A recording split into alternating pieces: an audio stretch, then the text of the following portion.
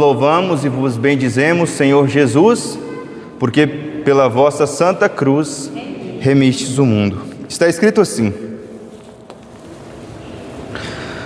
por esta causa é que eu, Paulo, prisioneiro de Jesus Cristo, por amor de vós, gentios, vós deveis ter aprendido o modo como Deus me concedeu esta graça que me foi feita a vosso respeito.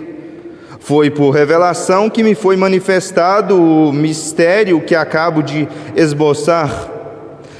Lendo-me, podereis entender a compreensão que me foi concedida do mistério cristão, que em outras gerações não foi manifestado aos homens da maneira como agora tem sido revelado pelo Espírito aos seus santos apóstolos e profetas, a saber que os gentios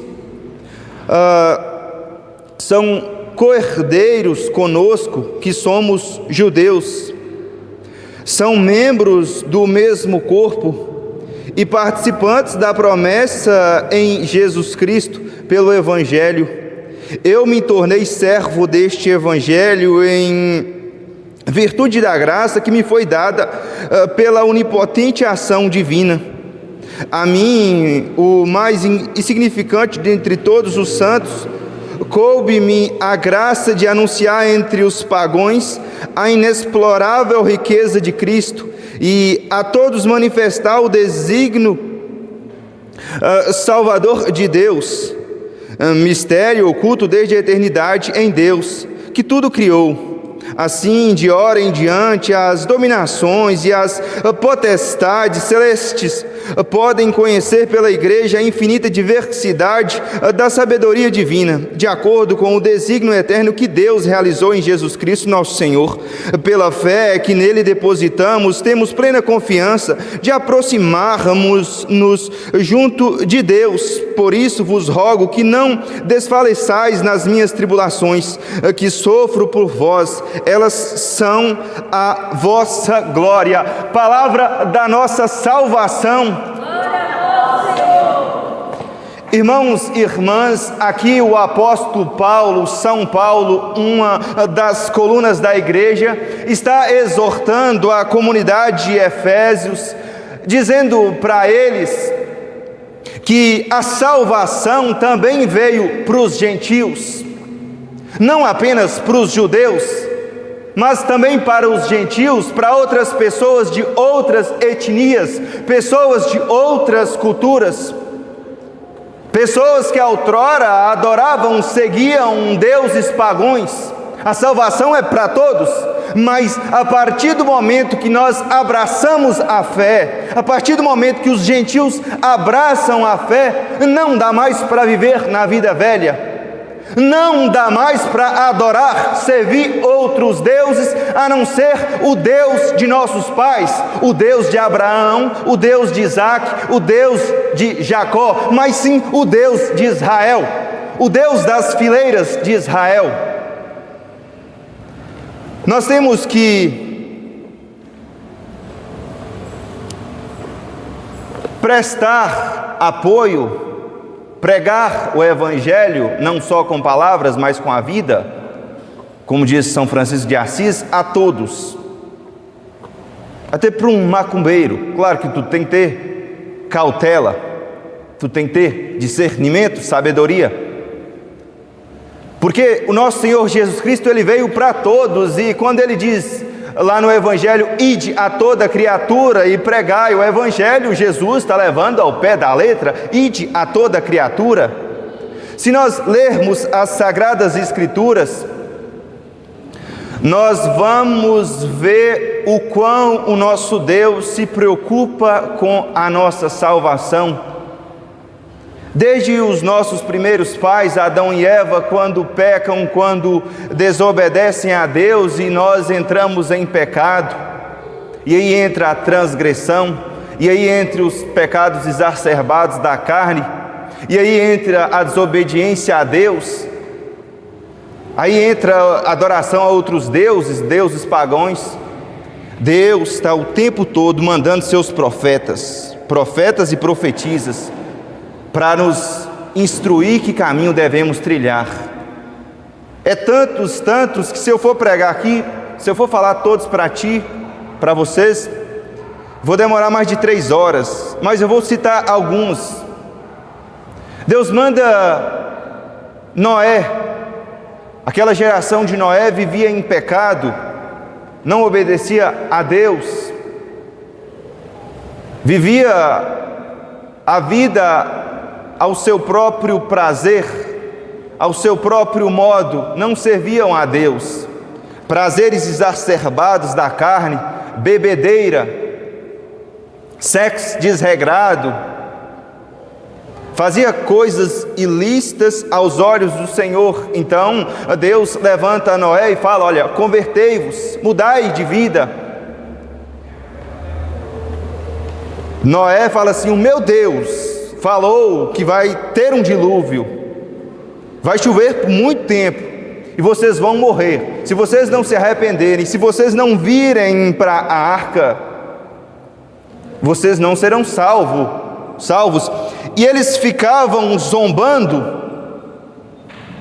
de Noé, ficavam zombando do profeta, do mensageiro de Deus, não deram ouvidos, e nós sabemos o que aconteceu. Apenas Noé, a sua esposa, os seus 2 filhos e as suas 2 noras e um casal de cada espécie de animal foram salvos, porque não deram ouvidos a Deus. Nós também podemos pegar Moisés. Deus levanta Moisés. O povo de Israel, o povo hebreu, estava oprimido pelo faraó lá no Egito, por duras penas. Alguns deles já estavam começando a adotar aquela cultura pecaminosa dos hebreus, aquele costume. Então Deus levanta o seu servo e tira aquele povo ali daquela terra e conduz para Canaã, para a terra onde jorra leite e mel. A princípio Deus manda pragas, porque o chefe deles lá, o egípcio, o faraó, não queria deixar o povo, literalmente. Então Deus manda pragas. Deus concede a Moisés a graça de fazer milagres, fazer prodígios. Ele abre o mar vermelho, ele conduz o teu povo com braço forte. As Sagradas Escrituras vai nos dizer que durante o dia, como aquele sol era tão quente, um calor tão escaldante, ultrapassando 50 graus, existia uma coluna, uma nuvem que protegia aquele povo, para aquele povo não sentir tanto calor. E à noite tinha uma coluna que os resfriava, já que ali no deserto do Sinai ficava abaixo de 0, literalmente. Existia uma rocha que os seguia, representa também Cristo, e eles não morriam de sede. Chovia algadozes, maná, para que eles possam se alimentar. E um detalhe importante: toda vez que eles guardavam aqueles alimentos, aqueles pássaros e aquele pão, para o outro dia apodrecia. Era Deus falando para aquele povo: olha, vocês precisam confiar em mim. Não se preocupe com o dia de amanhã, se preocupe com o dia de hoje, né? É Deus falando para nós: nós não precisamos nos preocupar com o dia de amanhã, basta as preocupações do dia de hoje, né? Hoje o mal do século, infelizmente, é a ansiedade. O pessoal se preocupa demais com coisas que não tem controle, literalmente, né? E as Sagradas Escrituras vai nos dizer que eram cerca de 600.000 homens. Mas existe um homem estudioso, Yosef ben Matatioro, conhecido como Flávio José, vai falar que são 2 milhões de pessoas, porque as mulheres e as crianças não eram contabilizadas. Aquele povo andando, caminhando no deserto durante 40 anos. Se nós formos estudar o espaço geográfico, nós vamos descobrir que ali do Egito até Canaã não levava nem 3 meses de viagem caminhando. Mas Deus quis que aquele povo ficasse 40 anos para educá-los, né? Para que eles pudessem estar de fato preparados para entrar em Canaã. Canaã também simboliza o reino de Deus. É como se nós estivéssemos nesta caminhada aqui na terra, né? Nossa Senhora fala também que aqui é o vale de lágrimas. Nosso Senhor Jesus Cristo fala que na vida havereis aflições, mas coragem, eu venci o mundo. Né? Como eles estavam sofrendo, eles estavam penando ali naquela caminhada, nós também aqui nesta terra estamos penando. E desses 2 milhões de pessoas, só 2 pessoas, é uma coisa para nós assustar, entrou em Canaã, na terra onde jorra leite e mel. Apenas Josué e Calebe. Nós temos que refletir sobre isso. De 2 milhões de pessoas, apenas 2 entrou na terra prometida.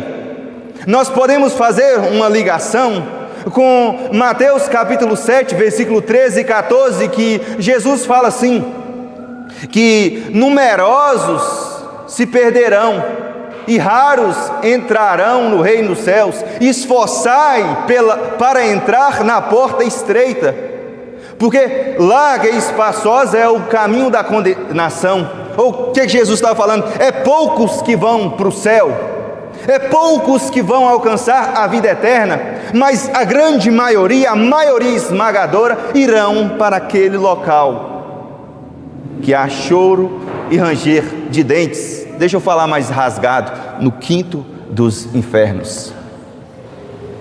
Por isso nós temos que nos atentar.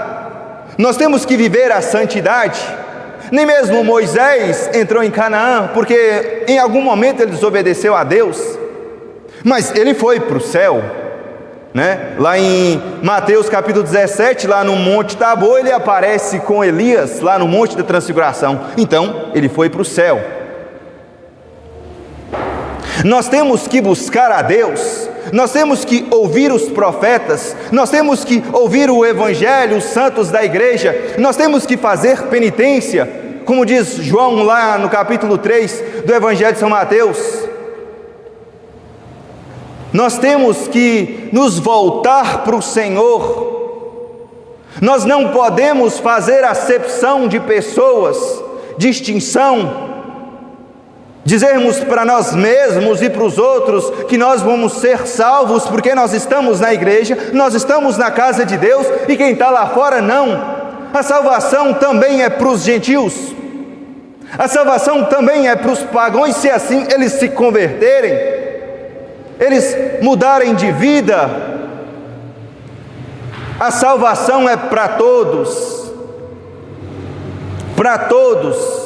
Mas a palavra de Deus vai nos dizer o justo significa o santo, segundo as Sagradas Escrituras.